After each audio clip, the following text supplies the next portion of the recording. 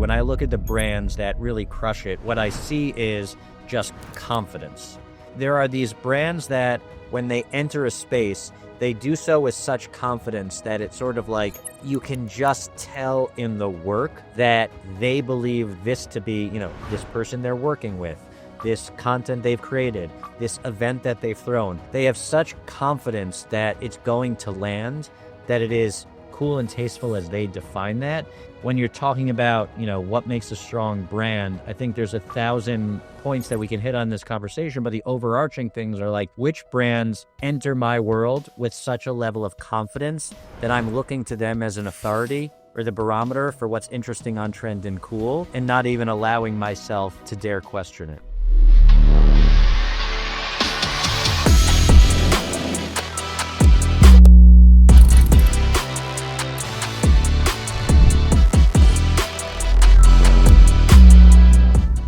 Hello, everyone. Welcome to Authority Architects by Seven Wonders. Today, we have Jeremy Elias, who is a creative director with 17 years of experience. He's currently the executive creative director of Oatly, the Swedish oat milk company, where he helps oversee their in-house creative department. Thank you so much for joining, Jeremy. We're thrilled to have you on. Thanks for having me. Excited to be here. So, just as a bit of background, obviously people probably are familiar with Oatly, but can you talk about a little bit of your overarching brand experience over these 17 years, maybe a little bit about how you got into marketing and just what brought you to today? Yeah. So it's interesting. I kind of come from two different backgrounds that coexisted for the first, I would say, 6 to 7 years of my career independently. And then they sort of merged in a very strange way. So I graduated the great University of Wisconsin-Madison at a great time when the country was going through a massive recession. And I essentially took a job in advertising, and I was pursuing my passion for writing as a freelance journalist at the same time. So I was sort of progressing on these two fronts. So in one, I ended up being a copywriter at a great digital agency called 360i, developing copy and social first creative ideas for brands like Philadelphia cream cheese and the London Olympics on NBC and UGG Australia and Hanes underwear.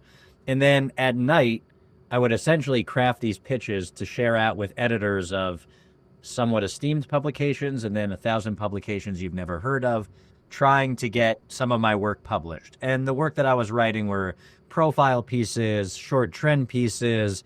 At the time, what was very popular were these listicles that places like BuzzFeed would publish.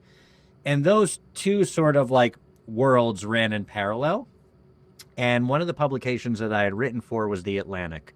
And I had seen about 10 years ago at this point that they were starting to build out, much like a lot of other publications, these in-house creative teams.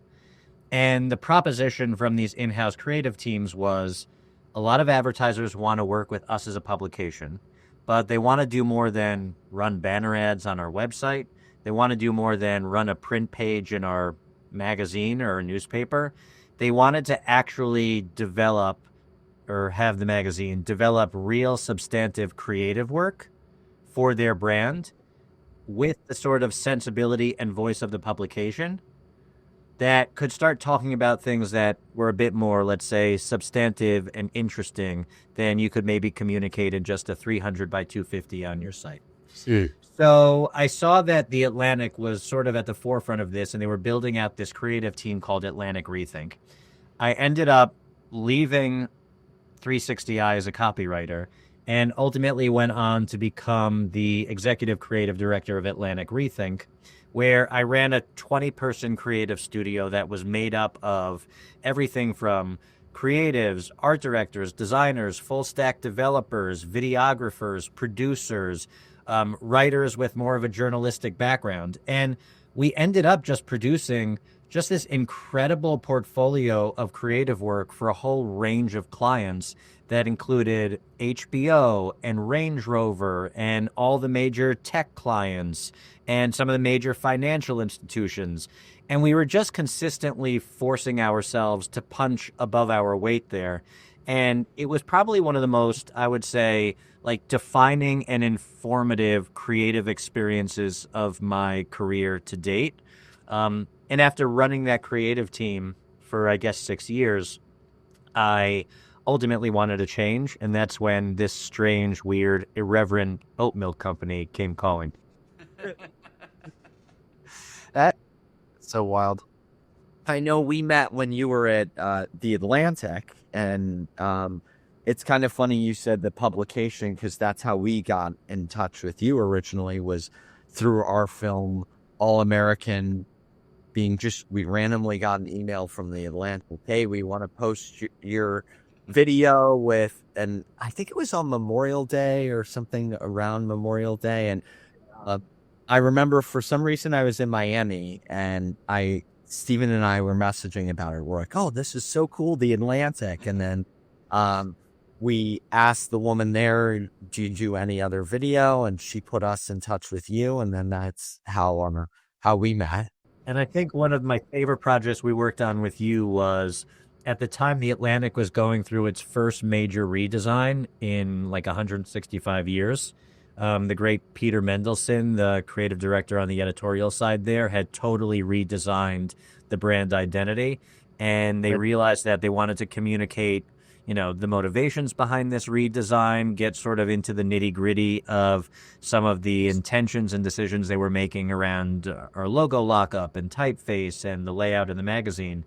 And I think it was like within 48 hours, we were pulling every cover we could find from the last 165 years of the Atlantic. We were pulling all this incredible sort of like work in progress design elements that the design team had been working through, and recorded some voiceover from the creative directors on the editorial side, and pieced together this like fast moving mixed media, incredible 2-minute video that gave the whole story behind that, I guess at the time, 2016 redesign. Holy man, I remember when we did that. Yeah, I remember we set up a MacBook or a Mac desktop like in y'all's office, like in Madison Square Park, and we're like, we gotta go, go. Yeah.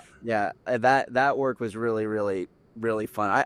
It's the thing about the Atlantic is just like the design sensibility makes it so easy, lends itself to such cool motion graphics, so elegant.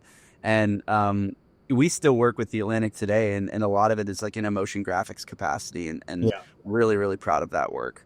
I wanted to ask a follow-up question about, like, it sounds like when you initially went to the Atlantic, it was kind of in this emerging age of like branded content, like okay, what's branded, what's advertising, like what is the intersection of that? Can you kind of walk down that path a little bit and maybe talk a little bit about how that's evolved from when you were at the Atlantic? Yep, of course. I mean, it's funny. I think so much of my career from a creative perspective, I was always hyper focused on the type of creative work that was always looked down upon and nobody else wanted to do, right? So when I became a copywriter at 360i, primarily the ideas that I was coming up with and the copy that I was developing were for Facebook, Twitter, at the time Vine, if you remember Vine, which is essentially like sort of the precursor to platforms like TikTok. And, in the hierarchy of creative directors, I remember everybody sort of like looking down at that work like, we want to create 30-second spots. Why is that kid over there creating copy for these platforms, that feel a bit passe or dated, like Facebook? Who's on Facebook? And then obviously all of a sudden that starts to kind of become the dominant platform by which most creatives are working on some 5, 6, 10 years later. And I think the same is kind of true for branded content.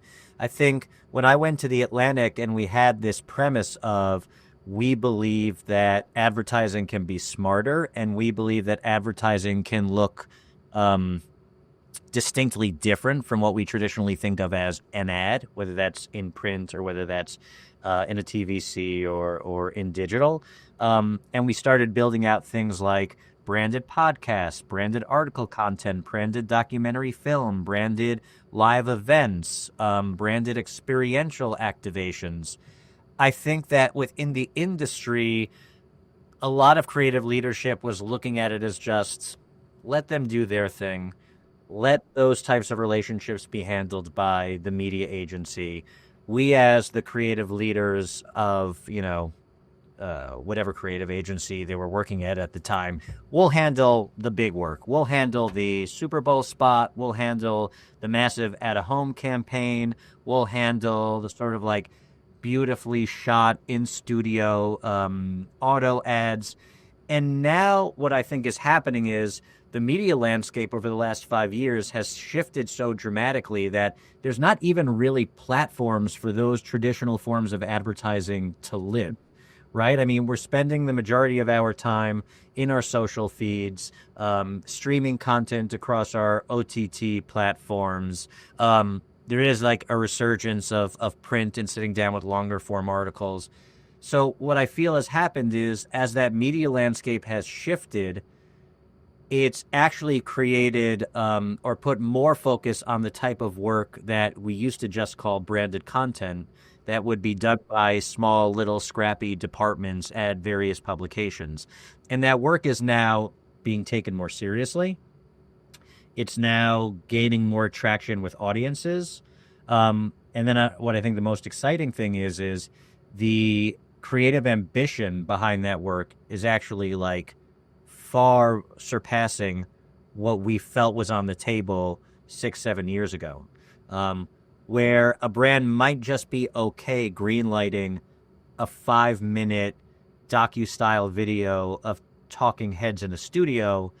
They're now saying, how do I fund a feature-length documentary and have the opportunity for it to live on a Netflix or a Hulu or an HBO Max? Yeah, that's so interesting. We actually had a client yesterday come and ask for a feature documentary. And it's hard for me to wrap my head around like what is the ROI potential on that? Like how does that make sense? I mean, it seems like it's such a gamble, but I feel like if the brand's positioned right and like you're saying, you have to meet the audiences where they are, right? Like if the audience is not, I mean, when my wife's scrolling Instagram, we work with, consumer brands. And if we create a traditional 30-second TV optimized spot, that pops up on Instagram, you scroll right by it, like versus the influencer or a podcast style clip or something that hooks your attention is much more likely now. And so, like you're saying, maybe that's a feature doc, maybe it's influencer driven. It's just super interesting. Yeah, I also think one thing that's interesting as well is it's not only the output of work that's changing, and you're right, like it's on a spectrum of we're making a really big bet on this feature-length documentary that we want to sell to a streamer, to we are putting, X percentage of our budget against influencer creator partnerships because we just want to churn out a ton of work that hits that algorithm and 10, 20, 30% of that work will pop. And all of a sudden, we'll get into that supercharged TikTok algorithm that gets us 10 million views on some of these pieces. But I think the other thing is it's not just the output, it's also the culture and style of working. So at the Atlantic, and this is obviously true, and maybe probably even more so true at publications like the Wall Street Journal or Washington Post or New York Times, which is creative departments now, whether they're in-house at brands or whether they're at agencies, are actually having to employ much more of a newsroom mentality versus a traditional creative agency mentality. Newsroom mentality is we're moving incredibly quickly. We are not solely going for high polish, in the case of video, cinematic style work, but like we are okay going a little bit lo-fi if the story that we're telling or the creative concept is like solid and foundational. And the other thing that's interesting about a newsroom mentality is it's not necessarily so either one hierarchical or two so siloed in terms of like what people's roles and responsibilities are doing. Like when you go to a traditional agency and you start to see, okay, we have our designers, our art directors, our copywriters, our associate creative directors, the ECD, the CCO, then we have our producers, our project managers, our account people. Everybody has a very specific role. When you go, let's say, inside a publication or inside a broadcast studio in a news organization, a producer there might be finding the story, crafting the treatment of said story, going out with their own DP, or maybe they're shooting it themselves, editing it, sometimes hosting it. Like, you're starting to wear a lot more hats, and that I think is true or being replicated in the world of marketing and creative. That's so interesting that you're mentioning specifically like that newsroom mentality. That like really strikes a chord with me because I feel like recently, and I know we talked recently on the phone just briefly, and we were talking about how all the ways the industry's changing, um, and very rapidly. I mean, it's pretty crazy the speed at which like the first part of Stephen and I have been doing this now for 10 years. We've had Seven Wonders, maybe 10 and a half actually. And the speed at which things are moving in the past 3 years, it's moved more than the prior 7.5 years combined. Yeah.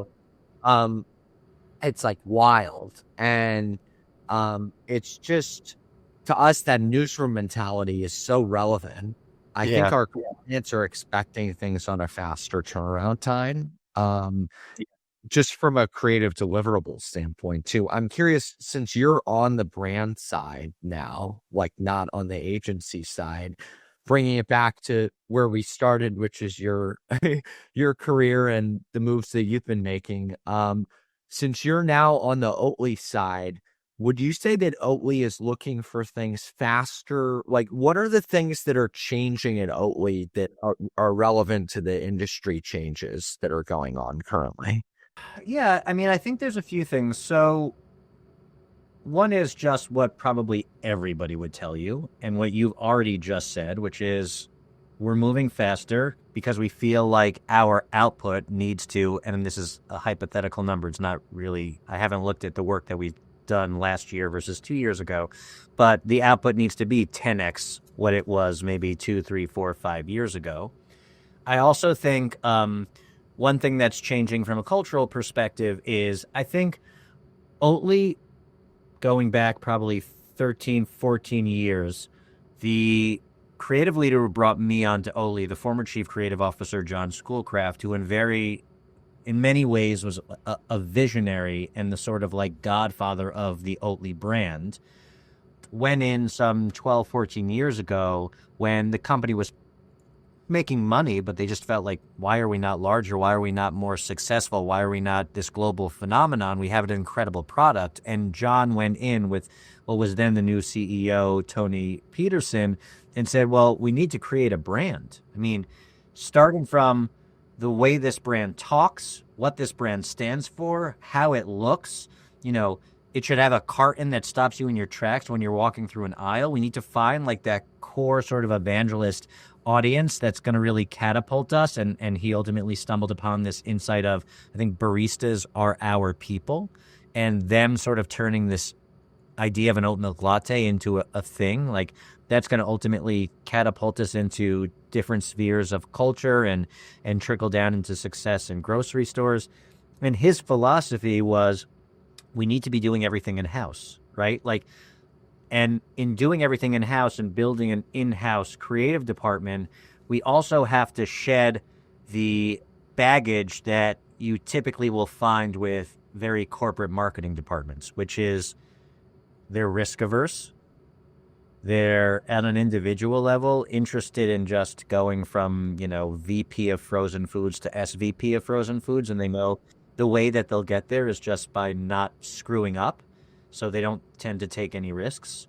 A lot of sort of bureaucracy and checks and balances. And he created this culture of like, we should be creatively led. We should be fearless. We should be making provocative work. And that work should just be the greatest work we've all made in our careers. And I think in the early days, and this was right for I think where culture was at the time and where media was at the time, they crushed it when it came to plastering a city without a home. They crushed it when it came to, being perfectionists on everything from a shelf wobbler in Walmart to a recipe card at the side of a trade show.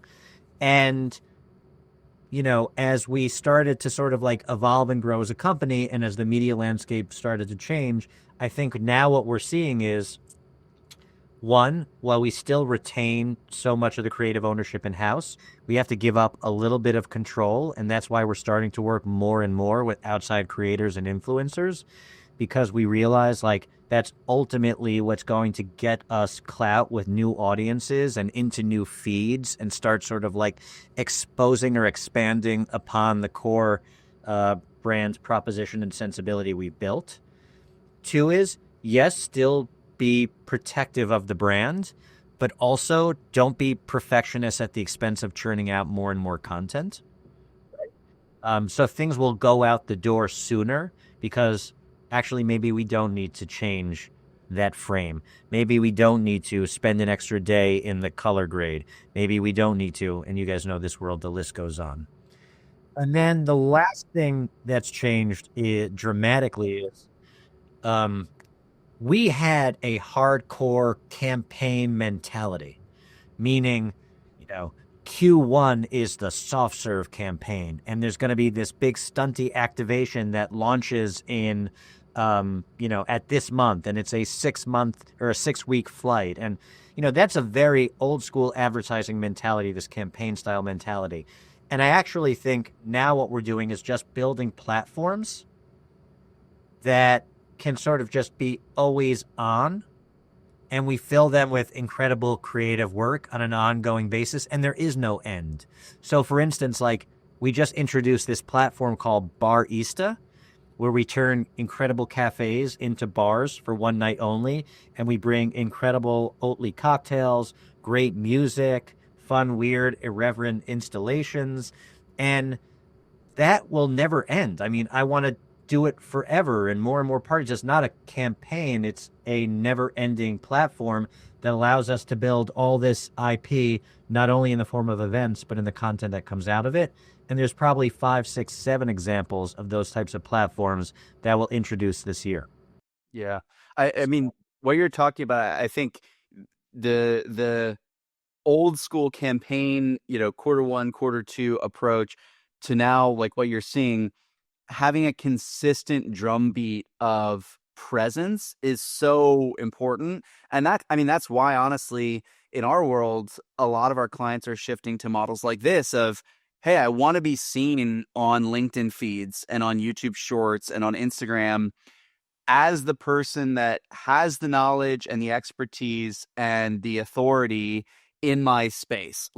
And you can't do that by doing a 6-week commercial campaign and then it's over. It's you need to show up when the person wants what you have. And so if you time block it, that might not have the same effect that it once did.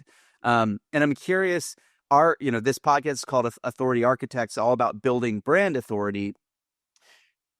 Based on some of the things that you just said, maybe the shifting campaign styles, the shifting media landscape, what do you think, and I'm putting you on the spot here a little bit, but like maybe one or two of the biggest things about building brand authority, especially heading into this new year, are, and that this doesn't have to be unique to Oatly, just broadly speaking?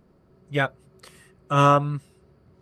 It's funny. I think there was a panel that I forget who ran it. Maybe it was the Clios or Drum. I forget what it was. And the conversation was around taste and how so foundational to building a transformative brand is just having really good taste.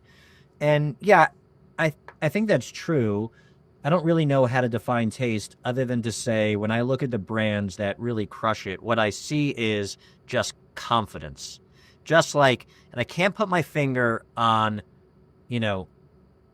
exactly how it shows up, but there are these brands that when they enter a space, they do so with such confidence that it's sort of like you can just tell in the work that they believe this to be, this person they're working with, this content they've created, this event that they've thrown. They have such confidence that it's going to land, that it is, cool and tasteful as they define that.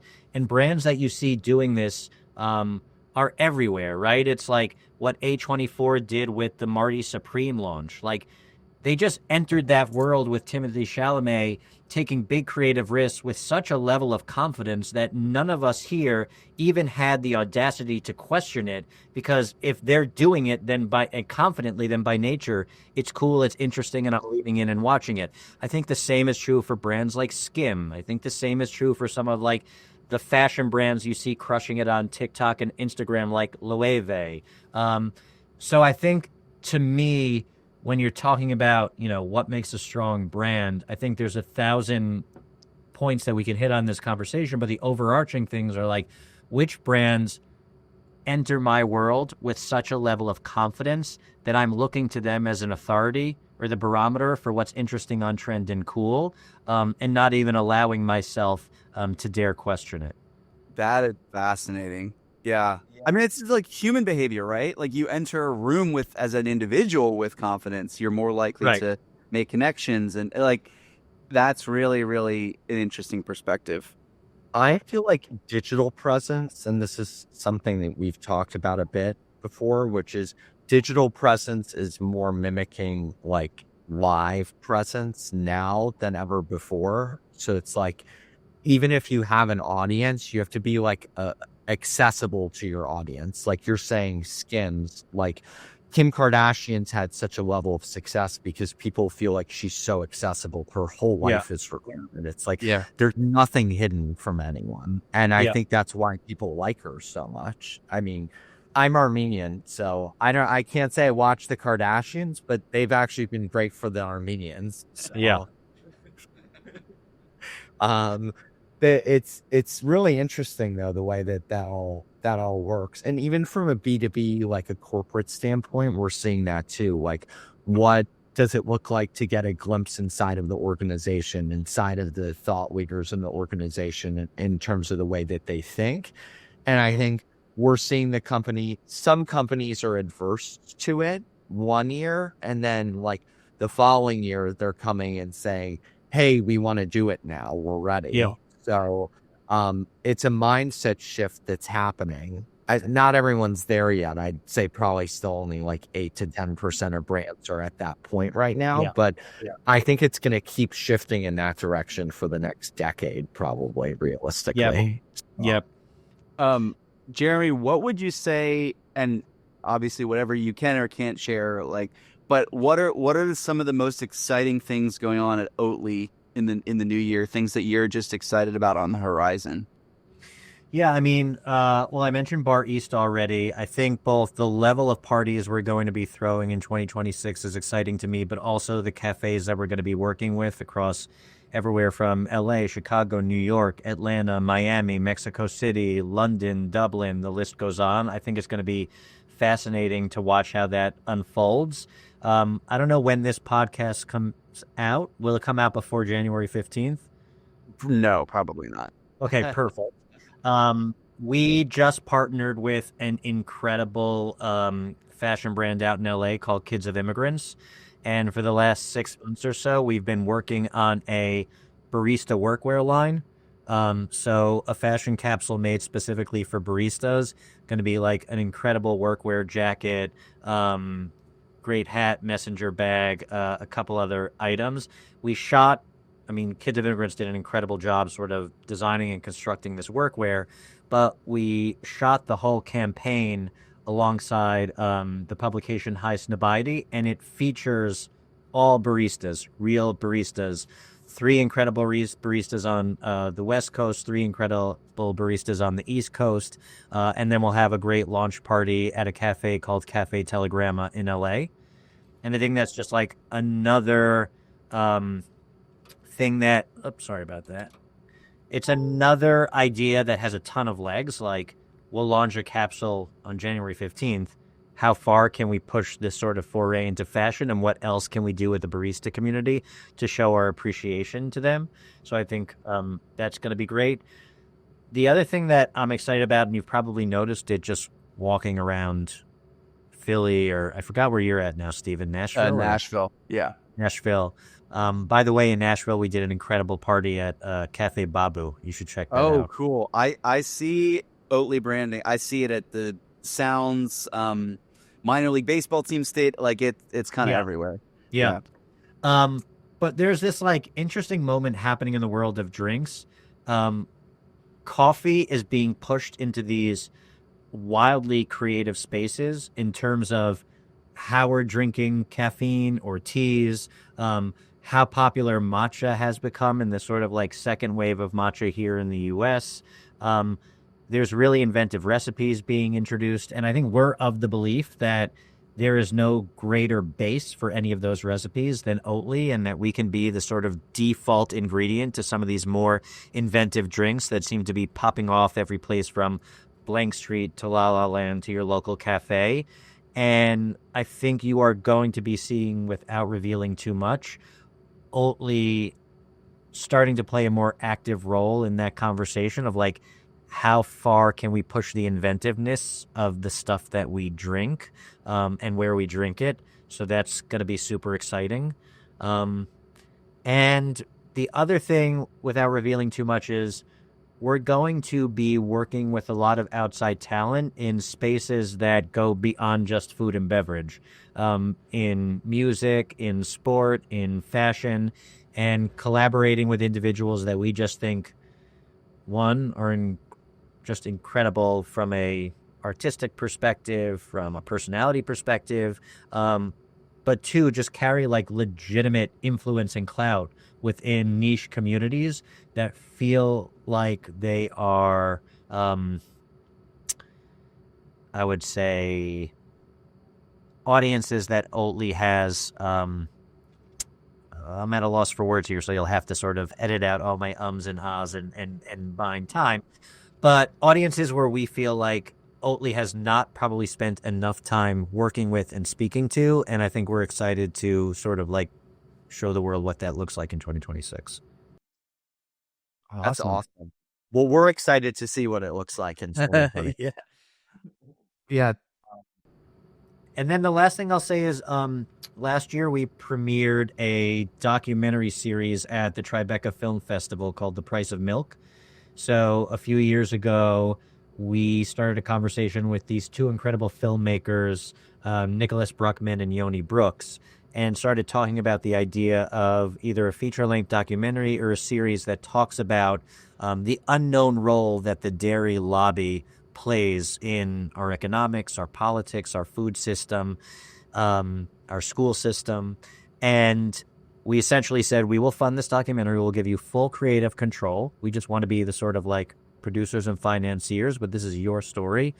And that story has taken them into wild places. And they ultimately developed this 4-part docu-series that got into the Tribeca Film Festival and was premiered there.